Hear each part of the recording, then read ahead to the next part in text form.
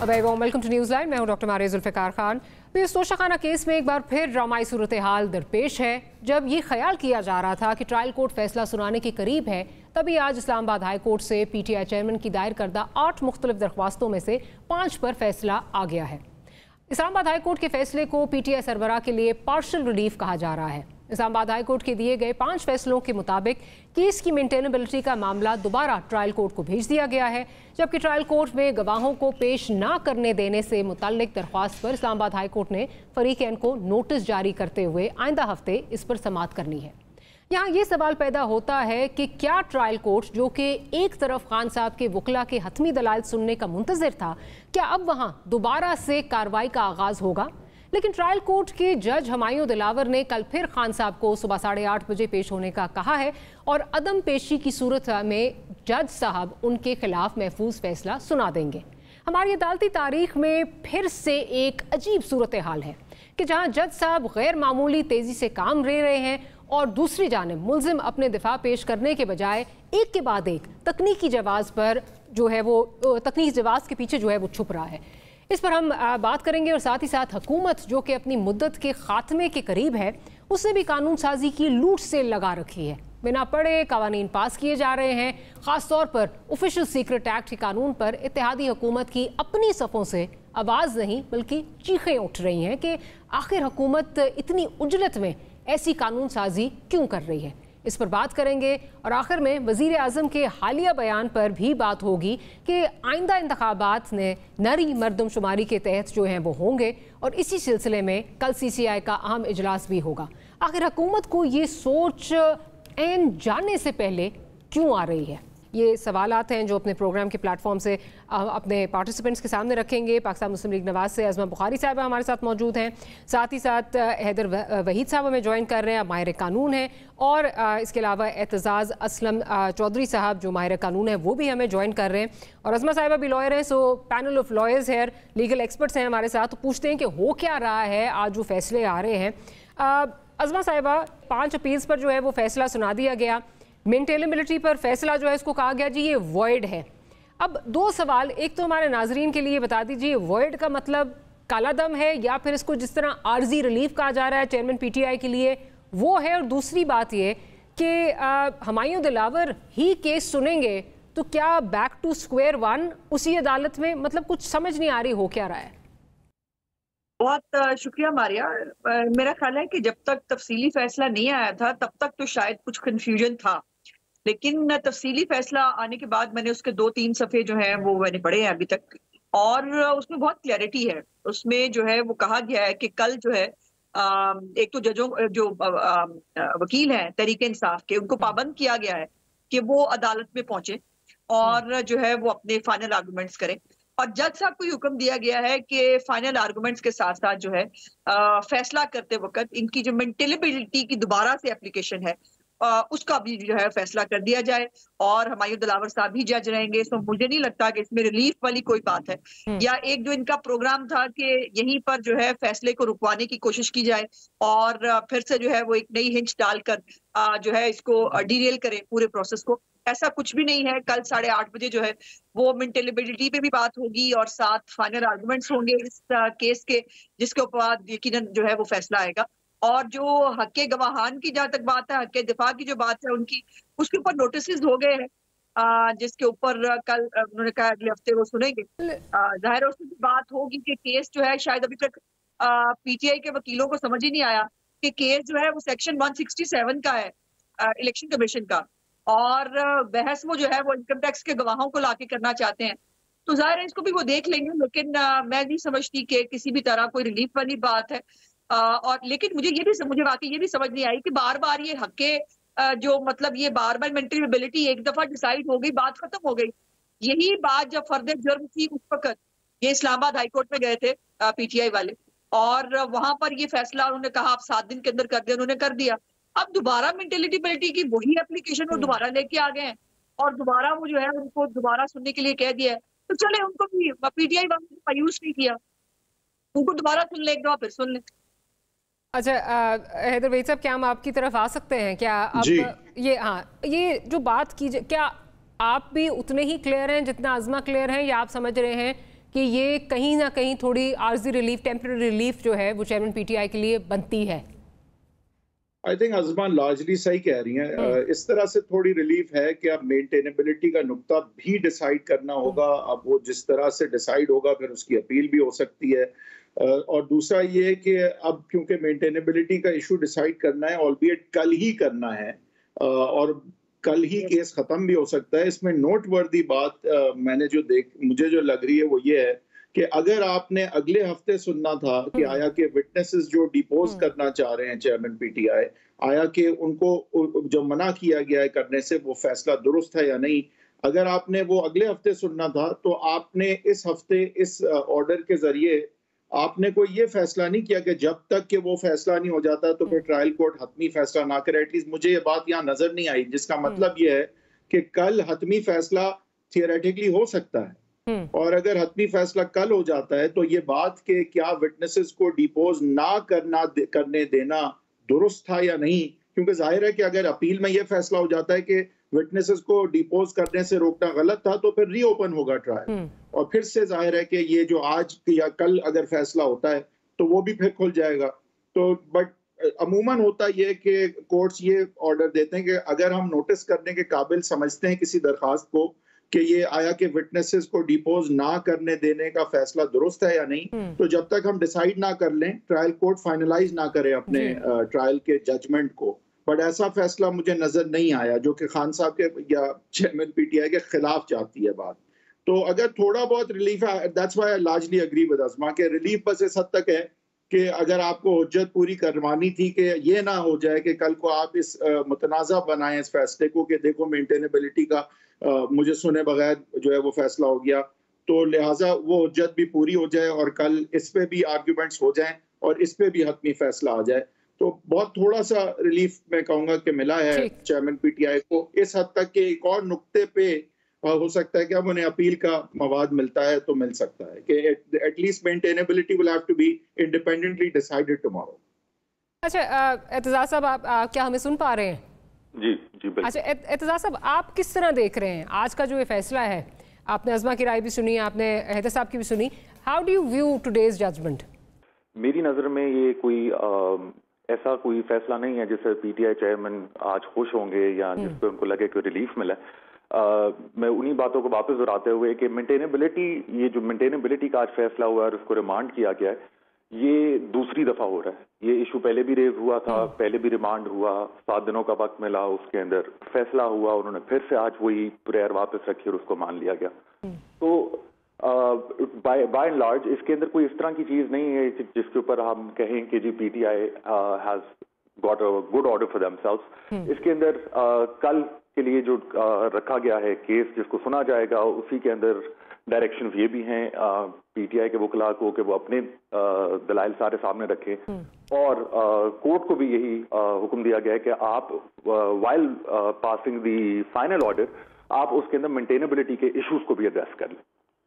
तो अच्छा, जी कंटिन्यू करें। तो मैं आखिरी बात इसमें से भी ये करूंगा कि ये सिर्फ एक गिमिक के तौर पे आप कह सकते हैं कि कल एक आर्ग्यू हो सकता है कि वही बात के मुतराज़ा ना बने या कोई बाद में आर्ग्यूमेंट ना कोई रेज कर सके, उस हद तक का ये सिर्फ एक फैसला है। इसके अंदर कोई खास आप कह लें जीत नहीं है पीटीआई की।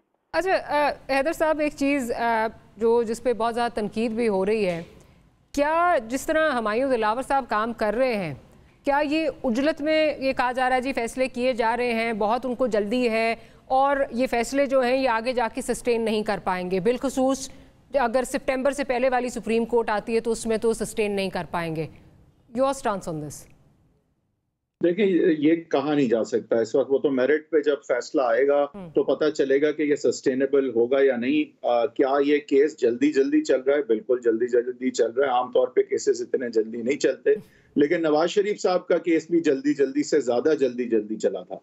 तो ये कुछ माहौल इलेक्शन से पहले का होता ही कुछ ऐसा है कि कुछ ट्रायल्स जो हैं वो जल्दी चलते हैं और जल्दी से भी जल्दी चलते हैं। लेकिन हैदर भाई साहब, कथा कलामी की माफी, लेकिन उस जल्दी को फिर हम 5 साल बाद जब रिव्यू करते हैं तो हम कहते हैं बहुत जल्दी चले थे और ये गलत थे।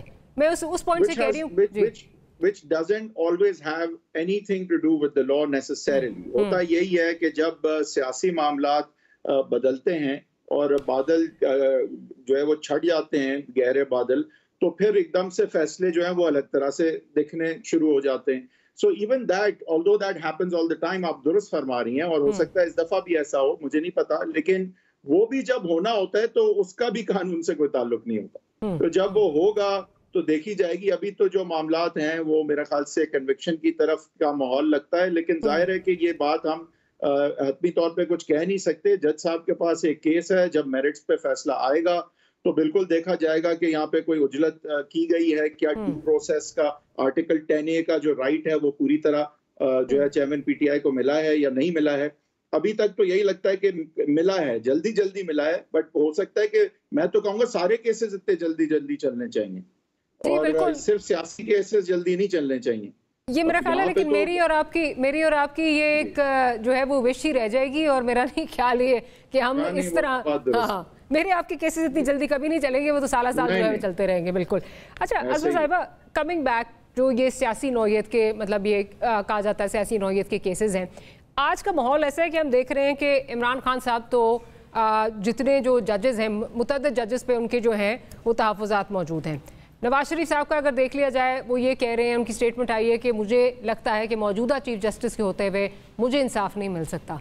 फिर खुद जुडिशरी के अंदर मज़ाहिर अली अकबर नकवी साहब वो अपने ही एक साथी जज सरदार तारिक मसूद साहब पर जो है वो अदम एतमाद जो है वो कर रहे हैं। क्या ये बहुत बड़ा जो मौजूदा जुडिशरी का हमारा निज़ाम है, क्या उसमें एक बहुत बड़ा सवालिया निशान नहीं है कि हर किसी को ही तहफ़्फ़ुज़ात जो है वो नज़र आ रहे हैं? मारियम, ये सवालिया निशान की बजाय लम्हा फिक्रिया कहें कि जो एक अदलिया जैसा एक बड़ा और मजबूत इदारा जिसको होना चाहिए, वो डिटीरियरेट होते होते, अगर सिर्फ हिस्ट्री पढ़ लें आप अदलिया की, वो किस किस तरह कहाँ कहाँ कैसे कैसे इस्तेमाल हुई, और बहुत दूर नहीं जाते, सिर्फ बंदयाल साहब की कोर्ट्स के फैसले अगर देख लें कि वो किस तरह से पॉलिटिकल फैसलों को जो है वो उसके अंदर इन्वॉल्व होते रहे, पॉलिटिकल फैसले करते रहे, मर्जी के बेंच बनाते रहे, मर्जी के फैसले लेते रहे, तो उसके बाद आखिर कहीं तो फिर बॉइलिंग पॉइंट आता है। और अब जो जजेस का नाम है वो पॉलिटिशियन रोब लिख रहे हैं, जजेस कह रहे हैं हमें फैसलों में जो है हमें बताया नहीं जाता, हमने रिक्यूज नहीं किया होता, हमें बेंच से निकाल दिया जाता है, और जो है वो कहते हैं फैसला लिखते हुए हमें एतमाद में नहीं लिया जाता। तो ये मामला जब पहुंच जाए एक सुप्रीम कोर्ट ऑफ पाकिस्तान के अंदर, तो फिर इसका मतलब ये है कि हम शायद इदारे की मुकम्मल तबाही की तरफ जो है वो कदम उठा चुके हैं। एक तो बातें मैंने जरूर इमरान खान साहब के केस के हवाले से जो बात हो रही थी उस पर करना है, जो आपने सवाल किया था कि जल्दी जल्दी हो रहा है। जी। मेरा इतराज है कि बिल्कुल नहीं। अगर आप देखिए, दिसंबर में ये केस शुरू हुआ था, और इससे पहले जो जज साहब थे उनको जब फर्द जुर्म आयद करने के लिए उन्होंने बुलाया था, जुडिशियल कॉम्प्लेक्स पे हमला हुआ था, और जो है वो उनके कोर्ट के अंदर से जो है फाइल भी गायब हो गई थी, इन्हीं वकीलों के पास, इमरान खान के पास से वो फाइल गायब हो गई थी, और इसको फैसला जो है 6 महीने के अंदर होना था, और आज 8 महीने होने को आए हैं। इमरान खान के ऊपर पहले 6 महीनों के अंदर तो फर्द जुर्म आयद नहीं हो सकी थी, तो इसको जल्दी आप कैसे कह लेंगे। दूसरी बात यह है कि जो जैसे हैदर ने कहा कि आप फैक्ट ऑफ द मैटर देखें ना, अगर तो इमरान खान ने तोहफे चोरी नहीं किए, अगर उसने उसने कहाँ खरीदे, कैसे खरीदे, किसको बेचे, अगर वो उसको गवाह को सामने लेके नहीं आ रहा, अगर उसने जो है मिस स्टेटमेंट की है, अगर उसने वो डिक्लेयर नहीं किए, तो फिर ये कोई जो है वो पनामा केस वाला फैसला तो नहीं होगा ना, ये बेटे से ख्याली तनख्वाह वाला फैसला तो नहीं है ना, जो है ये ब्लैक स्ट्रॉ डिक्शनरी से एसेट की डेफिनेशन लेने का केस है। ये तो केस बड़ा सिंपल है कि आपने अगर तोहफा जो है जो ये कहा करते थे मैंने 50% पे खरीदा, वो भी झूठा साबित हो गया। फिर जो ये कहते थे कि जी मैंने फलानी जगह बेचा, उस घड़ी फरोश ने खुद FIR करा दी हुई है इमरान खान के ऊपर कि झूठ बोलता है, मेरे जो है वो लेटर पैड को इस्तेमाल किया गया, मैंने इससे घड़ी नहीं खरीदी। तो ये अब इस तरह से एक ओपनली एक केस है जिसमें तोहफा खरीदा गया, उसको कैसे खरीदा, उसकी मनी कहाँ है, वो डिक्लेयर नहीं की गई। तो ये इसको मेरा नहीं ख्याल के पनामा जैसे केस के साथ जो है, और वो भी तब जब मॉनिटरिंग जज लगा हुआ था ऊपर, और इमरान खान का एक ट्वीट जो है वो अगर आपको याद उन्होंने किया था, मैं पनामा बेंच का बहुत शुक्रगुजार हूँ, सुप्रीम कोर्ट का, कि डे टू डे हेयरिंग हो रही है पनामा की, तो अपनी जो है वो 8 महीने की जो हेयरिंग है सुप्रीम जल्दी लग रही है, और 6 महीने तक तो इमरान खान के ऊपर जो है फर्द जुर्म आयद करने का पूरी पाकिस्तान की अदलिया में इतनी जुर्रत नहीं थी कि वो इमरान खान के ऊपर फर्द जुर्म तक आयद कर सकते। इसको जल्दी नहीं कहते। चले इसको जल्दी इसलिए हम कह रहे थे अज़मा, क्योंकि जिस तरह नॉर्मल केसेस चलते हैं हमारे यहाँ पे, अगेन वही हैदर जो बात कर रहे थे उसी का रेफरेंस दूंगी कि पॉलिटिकल केसेस में इलेक्शन से पहले हमें ये नज़र आता है कि जिस तरह चीज़ें चल रही हैं बिल्कुल आम केसेस इस तरह नहीं चलते। दैट्स द रीज़न उसमें जिस तरह तकनीकी बिना पर जो है खान साहब ने जो है रिलीफ लेने की कोशिश की, मतलब ये भी अनप्रेसिडेंटेड है कि सुप्रीम कोर्ट को, हाई कोर्ट को जो है वो आप अप्रोच कर रहे हैं। जी आज साहब ने इसके ऊपर भी कमेंट किया है, उन्होंने कहा है कि हम चाहते हैं कि सारे केस इसी स्पीड से चले और ट्रायल्स को इसी स्पीड के साथ चलना चाहिए। लेकिन 8 महीने का ट्रायल जो 6 महीने में पूरा होना चाहिए था, अगर वो अब एंड पे आकर जो है उसके ऊपर जो है वो जो पूरे ताखिरी हरबे हैं उनको जो है वो अगर रजिस्ट किया जा रहा है तो उसको फिर अभी भी आप जल्दी कहेंगे तो कैसे? चले मैं ज़रा एतजाज़ की तरफ चलती हूँ। एतजाज़ साहब ये बताइए कि जो अभी बात की जा रही है जजेस की रिजर्वेशंस, पॉलिटिशियंस की रिजर्वेशंस, जो अज़मा बात कह रही हैं कि आप उससे मुत्तफ़िक हैं कि ये हमारे लिए एक वाकई लम्हा फ़िक्री है, और मैं तो कहूँगी कि अज़मा कह रही हैं जी कदम हम उठा चुके हैं उस तरफ, बट मेरा ख्याल है हम तो बहुत तेज़ी से गामज़न हैं डिटीरियरेशन की तरफ जिस तरह जा रही है। जी बिल्कुल, मैं इसे एग्री भी करूँगा और पार्शली डिसएग्री भी करूँगा। To specific to this case जी, बज़ाहिरी तौर पे without getting into the merits of the case, ये केस बहुत मजबूत लगता है अगेंस्ट पीटीआई चेयरमैन, जो इनसे पुराने जो हमारे प्राइम मिनिस्टर थे नवाज शरीफ साहब, उनका केस वीक था, बट नॉनदलेस जजेस ने या कोर्ट ने मुनासिब समझा, एक ऑर्डर पास किया, उसकी उनके पास जस्टिफिकेशन थी, रूलिंग्स उन्होंने पास की, बट ये केस उससे बहुत मुख्तलिफ है। It seems to be a open and shut case. But जहां पे प्रॉब्लम आ रही है वो ये आ रही है, या जहां पे हमें जजेस के ऊपर या इन स्पेसिफिक जज के ऊपर, हुमायूं दिलावर साहब के ऊपर जो हम एतराज या कोई भी एतराज उठाते हैं, उसका बेसिस ये है कि आप उनको किसी भी मुल्जिम को आर्टिकल 10 की वायलेशन में आप उनका राइट टू डिफेंस नहीं ले सकते। अब जो वो विटनेसेस पेश करना चाह रहे हैं वो टैक्स डिपार्टमेंट के हैं, या वो अकाउंटेंट्स हैं, या वो काम ठीक करेंगे, या स्टेटमेंट्स उनकी ठीक होंगी नहीं होंगी, ये स्टेटमेंट रिकॉर्ड होने से पहले कोई पावर नहीं है जज के पास कि वो एसरटेन कर सके। अगर वो उनको ये राइट प्रोवाइड कर दे, अगर हम मान भी लें कि वो जितने भी विटनेसेस हैं, गवाहान हैं, वो कोरॉबरेट नहीं कर सकते, या उनकी स्टेटमेंट ठीक नहीं होगी, या उनकी केस से रेलेवेंस नहीं होगी फॉर दैट मैटर, तो उनकी कम से कम एक मौका दे दें कि उनकी स्टेटमेंट्स रिकॉर्ड हों, ताकि इसका भी कोई जवाब ना बचे किसी के पास कि जी हमारे विटनेसेस नहीं आए, या रेलेवेंस की वजह से उड़ा दिया, या आर्टिकल 10A की वायलेशन हुई है।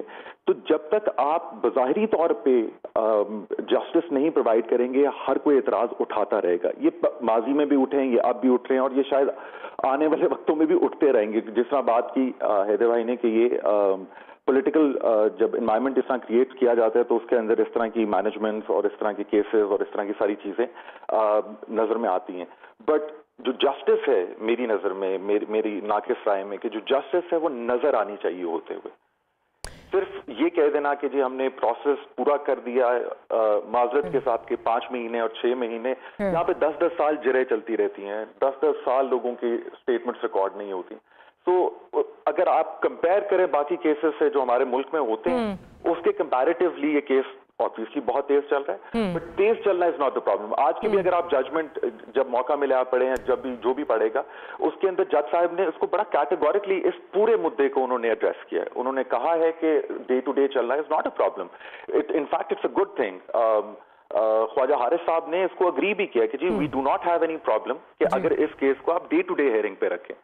जिसके अंदर जो प्रॉब्लम है, जो जज साहब ने, chief justice Islamabad high court ने जिस चीज को बड़ा खूबसूरती से एड्रेस किया है, वो ये है कि no individual should be allowed to go for forum shopping. वो कोर्ट अपनी मर्जी से डिसाइड नहीं कर सकते। अगर कोई एप्लीकेशन भी कोई गलत डिसाइड होगी तो दैट विल नॉट डिटर्मिन कि वो जज का कैरेक्टर खुदा न खास्ता खराब है, या उनकी लीगल एक्यूमेन कम है, या वो फैसला ठीक नहीं कर सकते।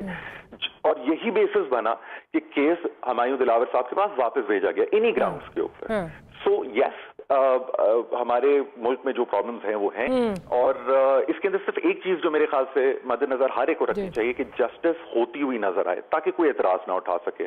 जस्टिस होती हुई नजर आए, ये जरा पॉइंट हैदर साहब की तरफ लेके जाती हूँ। हैदर साहब, जो एतजाज आर्टिकल 10A का जो उठा रहे हैं, बजाय इसके कि हाई कोर्ट जो है उसको डिसाइड करता, क्या बेहतर नहीं होता कि हुमायूं दिलावर साहब ये वाकई अलाउ कर देते और ताकि वही चीज़ के किसी चीज़ पे आप एतराज़ ना उठा सकें, चेयरमैन पीटीआई के वकील या वो खुद किसी चीज़ पे एतराज़ ना उठा सकें?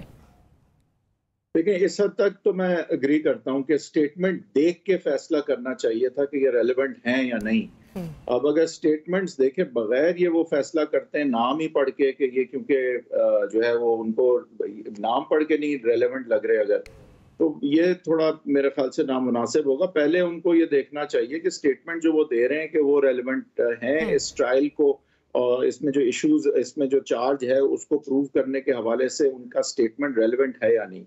और तो इस हद तक तो बात सही है मेरे ख्याल से, लेकिन अगर रेलेवेंट नहीं है तो ये पूरी हुज्जत पूरी नहीं होनी चाहिए कि वो तो फिर 100 लोगों का भी नाम विटनेस लिस्ट में दे सकते हैं, तो जाहिर है कि उस हद तक तो नहीं एंटरटेन करना चाहिए। बट आई डोंट रियली फॉरसी कि मेंटेनेबिलिटी पे कुछ होगा। अगले हफ्ते ये जो समाअत होगी कि आया के जो विटनेसेस को डिपोज नहीं करने दिया है, तो ये दुरुस्त था यानी, I think that's a more important hearing. But उसकी वजह से भी लाइक आई सेड उन्होंने ट्रायल को स्टे नहीं किया, तो हो सकता है कि ये हतमी फैसला हो जाए और अगले हफ्ते अगर ये फैसला होता है कि नहीं इनको तो डिपोज करना जरूरी था, तो फिर वो हतमी फैसला भी जो है वो भी सेटिस्फाइड हो जाएगा। तो let's see what happens. But ये तो बहुत क्लियर है कि चेयरमैन पीटीआई तो डेफिनेटली डिलेइंग टैक्टिक्स कर रहे हैं, ये तो बहुत क्लियरली नजर आ रहा है। और वो हर तरह से टेक्निकली जहाँ भी इस्तेमाल कर सकते हैं करने की कोशिश कर रहे हैं, प्रोसीजर को वो सब करते हैं। ये वो वायद नहीं है जो कर रहे हैं। मुझे एक मैं भी उनका वकील होता तो शायद यही कर रहे होते। एक छोटी सी ब्रेक का जो है वो कहा जा रहा है, ब्रेक के बाद हाजिर होते हैं तो गुफ्तगू को यहीं से कंटिन्यू करेंगे।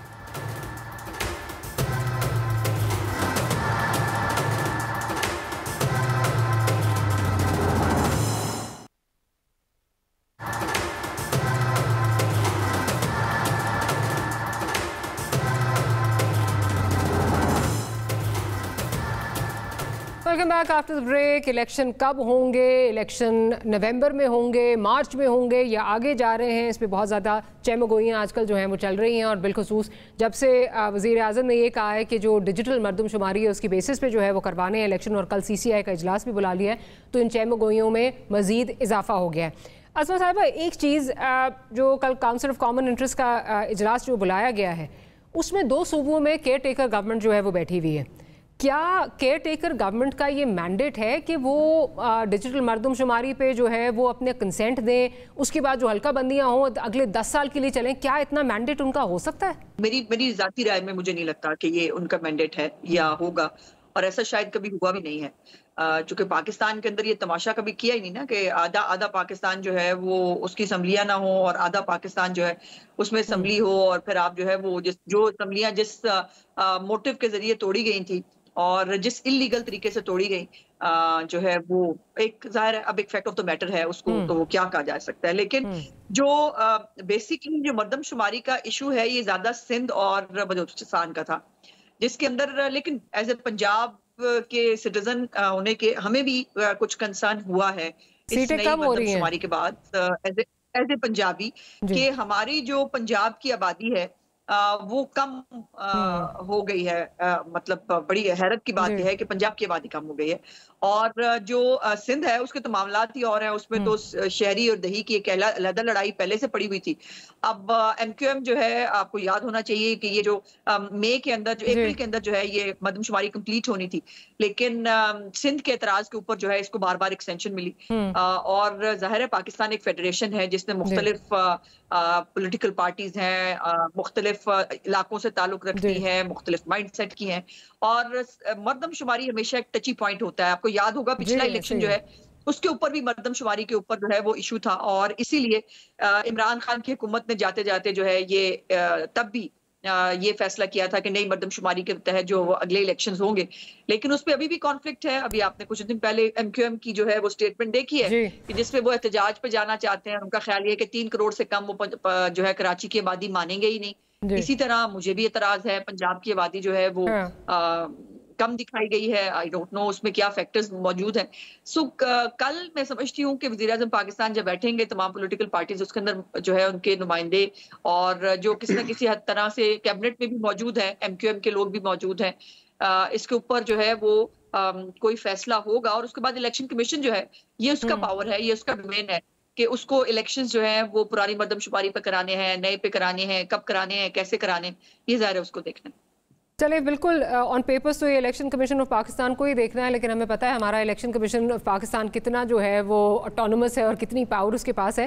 हैदर वहीद साहब, जो बहुत पावर्स दी है, पावर्स बहुत दी है, हमने उसको बहुत ज्यादा दी है, वो बेचारा एक्सरसाइज कर पाएगा कि नहीं, ये that remains to be seen. Azmat, powers तो बहुत दे दी है आपने, वो बिल्कुल ठीक है।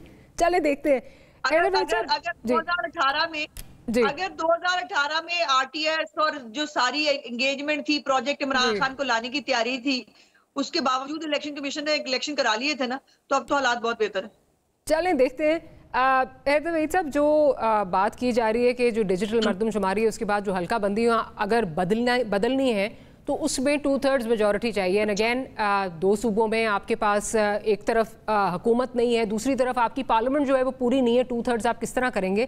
तो बहुत सारे लोग आर्टिकल 51 सब क्लॉज 5 का जो है वो हवाला दे रहे हैं कि वही जो पिछली मर्दमशुमारी है उसकी बेसिस पे जो है वो करवाया जा सकता है। जो एक्टिव मर्दमशुमारी, जो लास्ट जो इन प्लेस जो इस वक्त होगी मर्दमशुमारी, उस पर करवाया जा सकता है।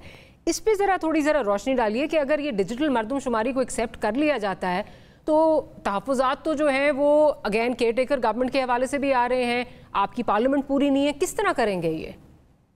देखें, पहले तो एक बात क्लियर होनी चाहिए कि जो सारे प्रोविजंस इलेक्शंस के हवाले से आर्टिकल्स हैं कॉन्स्टिट्यूशन के, वो उन सारों पे जाहिर है कि अमल दरामद ज़रूरी होता है। यानी कि केयर टेकर गवर्नमेंट करवाएगी इलेक्शन, ECP कंडक्ट करवाएगी इलेक्शन, और साफ शफाफ भी होना ज़रूरी है और ये सारी चीज़ें। लेकिन 60 या आप समझना चाहिए हमें कि 90 दिन के अंदर होना ज़रूरी है। तो इसमें जब आप सेंसस को या डीलिमिटेशन को लाते हैं तो आप ज़रूर लाएं, और ये बहुत ज़रूरी है कि अगर कोई सेंसस हुआ है तो उसको इफेक्ट दिया जाए। और इफेक्ट इसलिए दिया जाए because you don't want to disenfranchise जो लोग ऐड हुए हैं, आप उनको बिल्कुल करें। लेकिन अगर कोई उसकी वजह से इलेक्शन डिले होता है तो मैं जिस तरह से आइन की डिफरेंट शिकों को पढ़ूंगा तो मेरे ख्याल से एक इनऑर्डिनेट डिले या एक लंबा डिले जो है वो कहीं से वारंटेड नहीं है, इवन सेंसस के लिए, जो कि आई थिंक बड़ी हसास बात है, और डीलिमिटेशन भी बहुत इंपॉर्टेंट बात है। लेकिन इवन देन इलेक्शंस इस बात पे डिले नहीं हो सकते। जहां तक बात है कि ये आप इस पे इस वक्त केयर टेकर्स बैठे हैं, वो इस पे फैसला कर सकते हैं या नहीं, तो केयर टेकर्स के हवाले से वैसे तो डे टू डे डिसीजंस उनको करने चाहिए, लेकिन इमरजेंट सिचुएशन में वो कर सकते हैं बड़े फैसले। और यहाँ पे मेरे ख्याल से अगर हम इस पस मंजर में देखें कि कितने पाकिस्तानी जो हैं वो डिसइनफ्रेंचाइज होंगे अगर उनको नहीं ऐड किया गया, तो मैं समझता हूँ कि ये ऐसा फैसला है जो केयर टेकर कर सकते हैं because of the emergent circumstances clause. और मेरे ख्याल से कि वो कर भी सकते हैं, और आई थिंक उन्हें करना चाहिए अगर तो ये उज्जत मतलब करके मतलब कंप्लीट हो सकती है ये बात तो। और अगर तो इसमें तहफ़्फ़ुज़ात, ऑब्जेक्शन और लिटिगेशन में इस बात ने जाना है तो उसे इलेक्शन नहीं डिले हो सकते। बात सारी ये है क्योंकि दैट इज सैक्रोसैंक्ट अप्रूव करेगा साहब। लेकिन फिर इसमें दो चीज़ें हैं ना, मतलब अब अगर देखें जो इस वक्त बज़ाहिर नज़र आ रहा है 90 दिन में इलेक्शन होने हैं, अगर डिजिटल मर्दमशुमारी को आप ऐड कर लेते हैं तो मज़ीद 3 से 4 महीने और उसमें भी जैसे भी बात हो रही है कि किसी के अगर रिजर्वेशंस आती हैं, कोई अपील्स आती हैं, उनको निपटाते हुए मैं तो साफ कह रहा हूँ कि आइन में इसकी कोई गुंजाइश नहीं है। सेंसस और डीलिमिटेशन की बुनियाद पे इलेक्शन डिले करने की कोई गुंजाइश नहीं आइन में एट ऑल। ये तो बात क्लियर हो जाए पहले। लेकिन अगर जाहिर है मतलब कोर्ट के सामने अगर ये बात जाएगी और 10 दिन आगे हो रहे हुए या 20 हो रहे हुए तो वो कर देंगे और अच्छी बात होगी कि करेंगे, लेकिन 5-6 महीने इस पर डिले नहीं हो सकता। आइन के मुताबिक नहीं हो सकता। हैदर साहब, आइन के मुताबिक बिल्कुल नहीं। लेकिन coming back to our election commission आपने सुन लिया है, वो तो टाइम फ्रेम जो मांग रहे हैं वो तो एक दफ़ा ये मर्दमशुमारी के रिजल्ट एक्सेप्ट हो तो वो आगे मजीद 3 से 4 महीने मांग रहे हैं इसके लिए। तो वो तो मेरी और आपकी अगेन ख्वाहिश हो सकती है कि ना डिले हो, लेकिन फिर इस मुल्क में काफ़ी कुछ ऐसी चीज़ें होती हैं जो आइन और कानून के मुताबिक नहीं होती। देखें, we desperately need a government जिसके पास 5 साल का मैंडेट हो। Other than the constitution and the law and fair play, हमें इस वक्त अशद ज़रूरत है माशी तौर पे भी, और मेरे ख्याल से सोसाइटल, इकोनॉमिक और पॉलिटिकल स्टेबिलिटी, हर चीज के लिए हमें जरूरत है कि इलेक्शंस इस दफा टाइम पे हो जाएं और एक 5 साल के लिए एक मैंडेट के साथ हुकूमत आए जो मुश्किल फैसले कर सके, क्योंकि हमारे इश्यूज बहुत फंडामेंटल हैं। हमारे इश्यूज जो हैं वो अब सतही तौर पे डील नहीं हो सकते, और उसके लिए एक मैंडेट वाली हुकूमत आपको चाहिए, 5 साल का मैंडेट जिसको भी मिले। तो आई थिंक अगर इलेक्शंस को डिले करेंगे, बिलफर्ज अगर कोई ये इलेक्शन इसलिए डिले करना चाहेगा, बिलफर्ज के चेयरमैन पीटीआई जो है वो ठिकाने ज्यादा लग जाएं, तो मेरे ख्याल से जिस तरह के ठिकाने की बात हो रही है, ये 3 महीने बहुत हैं उस चीज के लिए, नंबर 1। नंबर 2 कि उनको ठिकाने लगाते लगाते फिर plenty slip between the cup and the lip and things can change also. 3 से जहाँ 6 माह हो जाते हैं, you never know because things can change the more time you give it जी। तो मेरे ख्याल से तो जो भी करना कराना है मैं उसमें नहीं पड़ता, लेकिन this country needs a 5-year mandate government coming soon, otherwise we are going south. We are going south अगर नई टाइम पे इलेक्शन होते, लेकिन अगेन इस पे अगर हो जाएं तो बहुत अच्छी बात है, it's the need of the hour, लेकिन चीज़ें उस तरफ पॉइंट नहीं कर रही। ब्रेक से वापस आते हैं तो अज़मा साहिबा से जो इसकी पॉलिटिकल इस वक्त जो चीज़ें नज़र आ रही हैं, फॉल आउट नज़र आ रहा है, जो जिस किस्म के फैसले किए जा रहे हैं, उस पर अज़मा साहिबा से पूछेंगे जिससे लगता नहीं है कि इलेक्शन टाइम पर हो रहे हैं। Will be right back.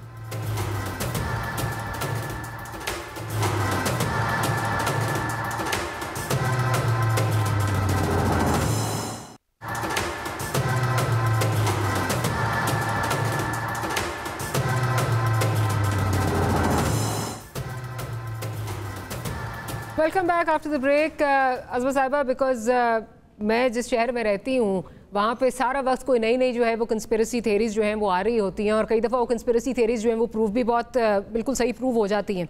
अब एक ये कहा जा रहा है कि अचानक होगा ये कि MQM को कहीं से ख्याल आएगा कि उनको सही नहीं गिना गया, उसके बाद और ये भी ख्याल आएगा जी पिछली दफ़ा भी हमारे साथ यही हुआ था, तो वो इस चक्कर में एक तहरीक जो है वो शुरू हो जाएगी कि जी ये हमारे साथ पिछली दफ़ा भी ज़्यादती हुई थी, हम मान गए थे, फिर हम अपने वादे जो हैं वो वफा भी नहीं किए गए, और इस दफ़ा हम ये नहीं होने देंगे। और इस चक्कर में जो है वो चीज़ें 6 महीने क्या 8 महीने क्या, बहुत लोग तो 2 साल की भी बात कर रहे हैं कि ये सेटअप जो है आगे आ सकता है। उसको सपोर्ट करने के लिए जो 230 में अमेंडमेंट की गई, फिर एक पॉलिटिशियन को लाने की बातें हो रही हैं, फिर इवन जो पेट्रोल प्राइसेस आप लोगों ने इंक्रीज़ कर दी, वो कहा जा रहा है कि जी जाने वाली हुकूमत वो नहीं इस तरह करती, ये लग रहा है कि हम रहने वाले हैं या किसी फॉर्म में हम रहने वाले हैं, इसलिए चीज़ें हो रही हैं।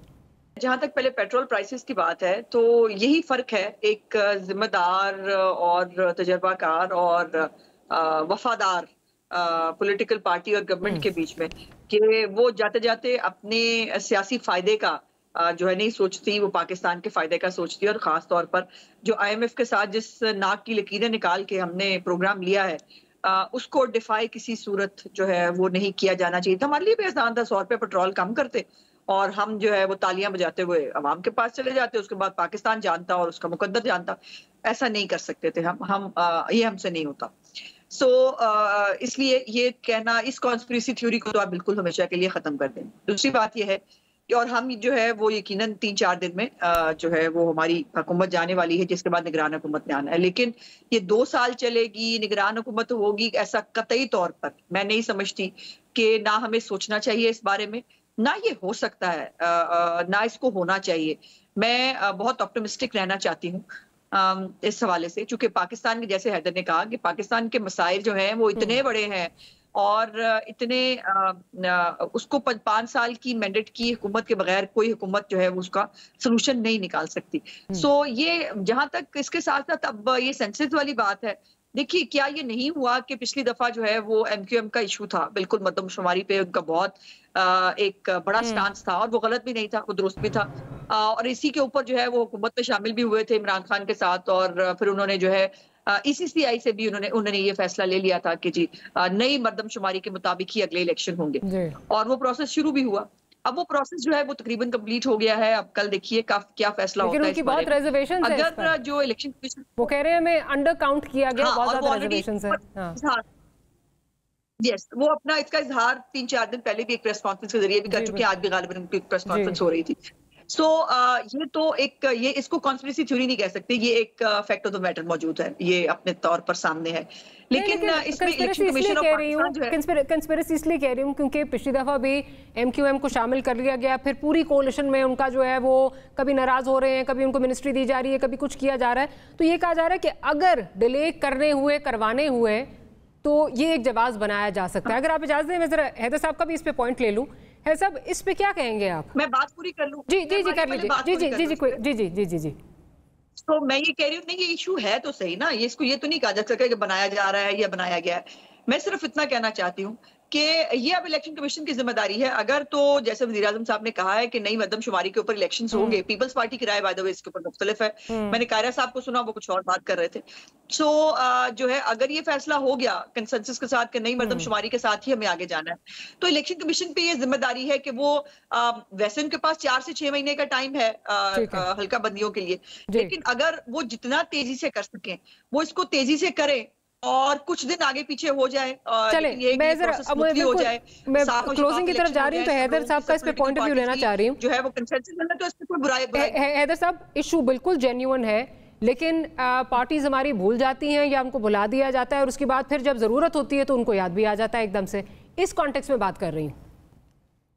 जी आप सही फरमा रही हैं, और ये पहले से करना चाहिए था ना, इशू तो है इम्पोर्टेंट, लेकिन कल को हमें यह भी सोचना चाहिए कि कल को कासिम के अब्बा के हाथ में आप ये हथियार दे देंगी तो वो इलेक्शन करवाएंगे? अगर ईसीपी के चेयरमैन से यही कहलवाना है कि पैसे नहीं है मेरे पास या मैंने सेंसस नया करवाना है, तो ये ख्याल करना चाहिए सबको कि ये हथियार हम आगे देना नहीं चाहेंगे हर एक को, किस तरह से इस आसानी से इलेक्शंस पोस्टपोन होते रहे। सेंसस एक बहुत ही इंपॉर्टेंट बात है, इसमें कोई शक नहीं है कि कलाम की माफी, जिस किस्म के लॉज पास हो रहे हैं, आपको लगता है कि हम अगली हुकूमत के लिए कोई या हम कोई अपने लिए आगे का कोई बेहतर फैसला कर रहे हैं? मुझे तो नहीं लगता, मुझे लग रहा है कि मैं नहीं मानता ये, ऑल्दो अज़मा ये कहेंगी नहीं, लेकिन मैं इनको इतना कम से कम जानता हूँ कि एज इन के इनके जो मैं व्यूज सुन चुका हूँ, क्योंकि ये बहुत काबिल वकील भी हैं, and I think she is the best combination of a politician and a lawyer, and I don't know कि वो इस पे किस तरह से खुश होंगी जिस तरह से ये पास किए गए हैं, जिस तरह एजेंसियों को पुलिस की पावर्स तो दे दी हैं जो है वो रेड करने की, सर्च करने की, और जो सीआरपीसी में